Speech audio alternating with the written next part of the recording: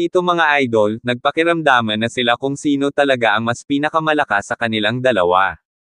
Isang kunting pagkakamali sa isa't isa, may makalagyan talaga, kaya ingat sila sa kanilang mga galaw, baka magkamali ng mga galawan, at may ma-knockdown talaga.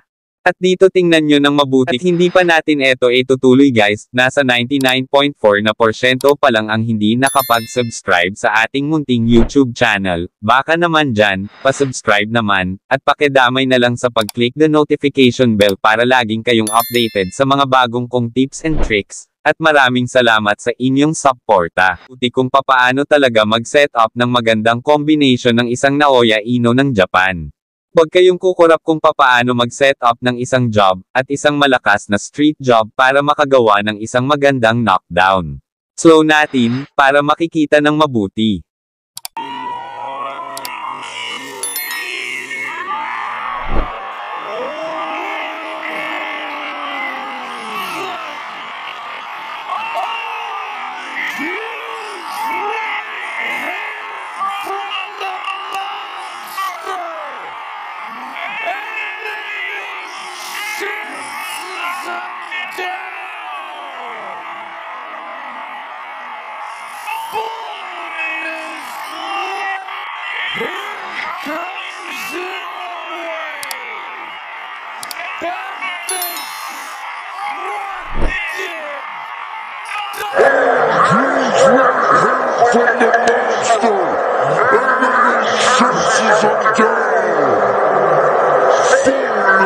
Lights kay Tapalay. Sobrang ganda ang ginawang counter job ni Tapalay, kaya knockdown ang inabot kay Mirema.